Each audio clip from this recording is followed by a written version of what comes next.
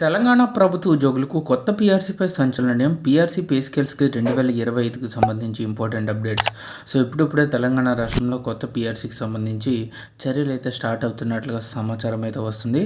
So ఉద్యోగులు కూడా కొత్త పీఆర్సీకి సంబంధించి డిమాండ్లు అయితే చేస్తున్నారు. సో త్వరగతిన కొత్త పీఆర్సీ అమలుకు సంబంధించి ప్రభుత్వం నిర్ణయం తీసుకోవాలి. అలాగే పెండింగ్లో ఉన్నటువంటి 5 డిఏ బకాయిల్లో కనీసం 2 డిఏ బకాయిలైనా విడుదల చేయాలని చెప్పేసి ప్రభుత్వ ఉద్యోగులు కోరుతున్నారు.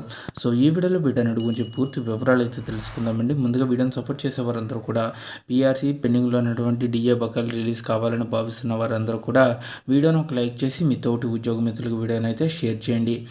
ఛానల్ని ఫస్ట్ టైం కనుక విజిట్ చేసినట్లయితే తప్పనిసరిగా సబ్స్క్రైబ్ చేసుకుని పక్కన ఉండే బెల్ సింబల్ని యాక్టివేట్ చేసుకోండి.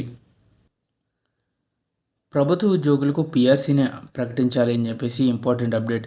రాష్ట్ర ప్రభుత్వ ఉద్యోగులు ఉపాధ్యాయులకు వెంటనే పీఆర్సీని ప్రకటించాలని డెమోక్రటిక్ టీచర్స్ ఫెడరేషన్ రాష్ట్ర అధ్యక్షుడు ఎం సోమయ్య ప్రభుత్వాన్ని డిమాండ్ చేశారు.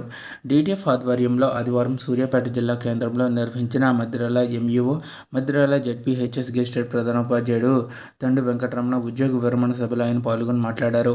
ప్రభుత్వం ఉపాధ్యాయుల అపరిష్కృత సమస్యలను పరిష్కరించకుండా నిర్లక్ష్యం వైఖరి అవలంబిస్తుందని, విద్యారంగంలో పేరుకుపోతున్న అనేక సమస్యలకు పరిష్కారం దొరకడం లేదని అన్నారు.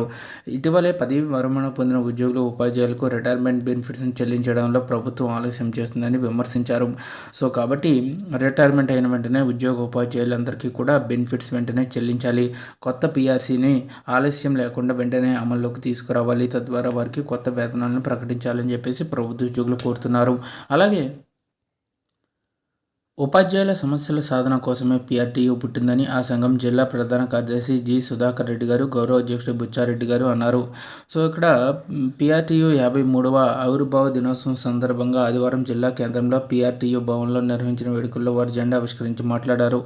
ఉపాధ్యాయుల సమస్యల పరిష్కారం కోసం 53 ఏళ్ల క్రిందట ఆవిర్భవించిందని, అప్పటి నుంచి ప్రభుత్వాలపై ఒత్తిడి తెచ్చి ఎన్నో పెండింగ్ సమస్యలను పరిష్కరించిందన్నారు.